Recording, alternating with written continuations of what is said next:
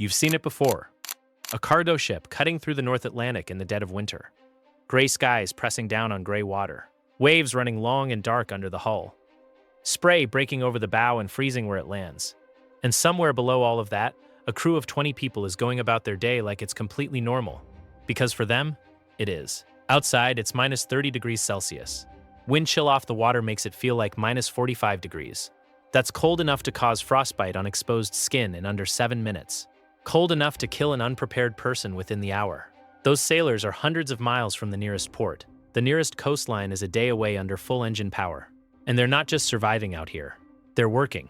Running watches, maintaining machinery, managing cargo, keeping the vessel moving through some of the worst conditions the ocean produces. And here's the thing that most people never even consider. That isn't desperation. It isn't endurance. It's a normal Tuesday for a cargo crew in winter. There are 3 layers to this story. The first explains what they're actually dealing with up on deck. The second reveals the technology keeping them alive below it. And the third is something almost nobody expects. By the end of this video, you'll never look at a cargo ship the same way again.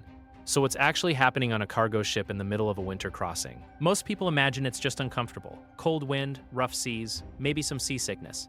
The reality is more serious than that. The first and most constant threat isn't the cold itself, it's the ice. In freezing spray conditions, which are standard across the North Atlantic, the Bering Sea, and the Norwegian Sea from November through March, every exposed surface on the ship is under continuous attack. Spray comes off the waves, hits the cold steel, and freezes on contact. Railings disappear under it. Ladders become encased in it.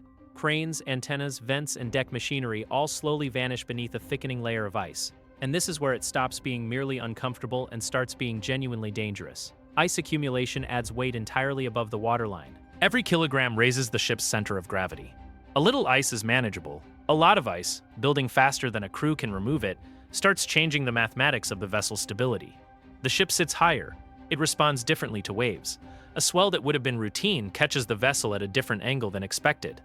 Cargo ships and fishing vessels have been lost to exactly this process. Not in one dramatic moment, but through slow accumulation that wasn't managed quickly enough. That's why sailors go out on deck in the dark and the cold, and physically break ice off the vessel. Not once. Repeatedly, through the night, with mallets and chippers and whatever else gets the job done. It is exhausting work. It is dangerous work. One slip on an ice-covered deck near the rail, and the ocean is right there. At these water temperatures, a person overboard has minutes, not hours. Minutes. And yet it is work that gets done. Watch after watch, crossing after crossing. Because the alternative is worse. The second threat is the watch schedule itself. Cargo ships run on continuous watches around the clock, regardless of weather. Under the International Safety Management Code, the international regulation governing commercial shipping, a vessel at sea must maintain a proper navigational watch at all times. The officer of the watch is personally and legally responsible for the vessel during their duty period. In a North Atlantic winter storm, that means standing watch on the bridge in conditions that would shut down most other industries entirely. Monitoring radar, managing course corrections, tracking weather systems, coordinating with the engine room. The ocean doesn't pause because the conditions are bad. The watch doesn't either. But here's the part that changes the entire story. Below deck, the experience is almost completely different. And understanding why requires understanding what a cargo ship actually is from an engineering standpoint. Because it isn't just a vessel. It's a self-contained habitat built specifically to keep people alive and functional in environments that would otherwise be lethal. And the technology that makes that possible runs quietly in the background, invisible to almost everyone who depends on it. Here's something most people don't know about steel. Steel conducts heat roughly 400 times faster than wood. That number matters enormously out here. A cargo ship is a steel hull surrounded on all sides by seawater barely above freezing and air well below it. Without insulation and without active heating, the interior of that hull loses its warmth fast. In minus 30 degrees Celsius conditions, with wind driving spray off the ocean, an unheated vessel becomes dangerously cold in under an hour. Not uncomfortable, dangerously cold. The kind of cold that impairs judgment before a person even realizes it's happening. The obvious solution seems simple. Run the main engines. Cargo ships have enormous diesel engines that generate tremendous heat as a byproduct of operation. Problem solved. Except, main propulsion engines are designed to move a fully loaded vessel across an ocean under load.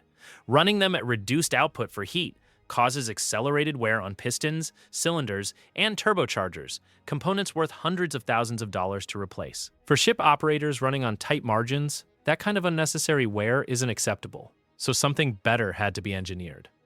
And what the maritime industry developed over decades is one of the most overlooked pieces of technology afloat. Hidden inside almost every modern cargo ship is a system called an auxiliary boiler. Most people have never heard of it. Out here in the middle of a winter crossing, it becomes one of the most critical systems on the vessel.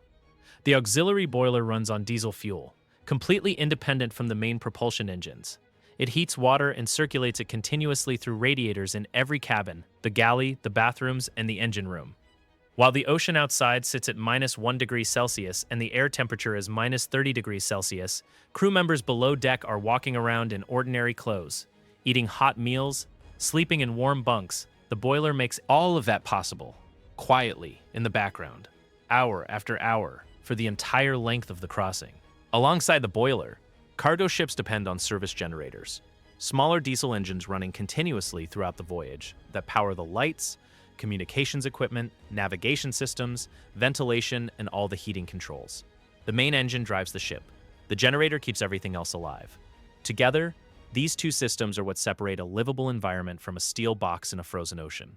When they're both running properly, life below deck feels surprisingly normal. Hot food 3 times a day. Warm showers. A common room where off-watch crew can decompress between shifts.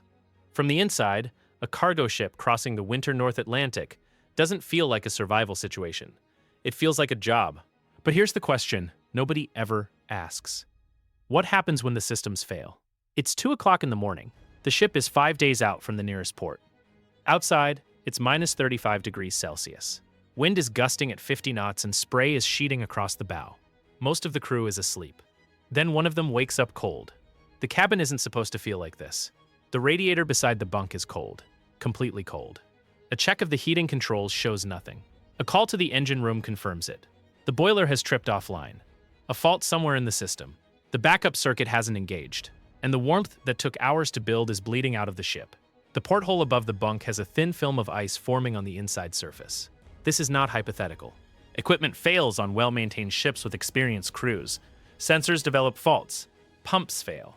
Electrical components that worked perfectly on the last crossing fail on this one. And when it happens 5 days from port in the middle of a winter ocean, there is no calling for outside help and receiving it in time. You solve the problem with what exists aboard right now.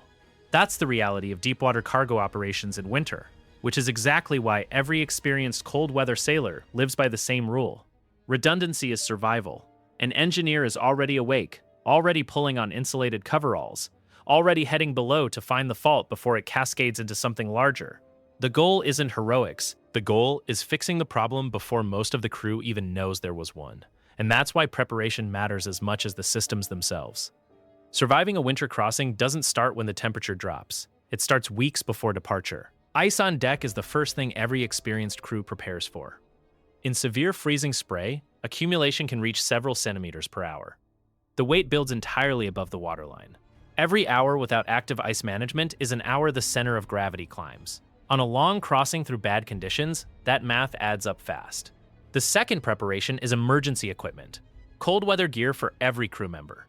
Backup heating elements. A sleeping bag rated to -40 °C is standard personal kit on vessels running northern routes. Not because the heating always fails, but because when it does, in the middle of the night, 5 days from the nearest port, that sleeping bag buys time. Time to troubleshoot. Time to repair. Time to make the right decision instead of the panicked one. Out here, time is the most valuable thing you have. Preparation is how you buy it. Now here's the part that surprises almost everyone who hasn't lived it. Ask a cargo sailor who has spent years making winter crossings whether they'd trade it for an easier life. Most of them say no, without hesitating. And that answer stops people cold every time. There is a particular satisfaction that comes from being warm and functional inside a vessel, while the ocean outside is doing everything it can to make that impossible.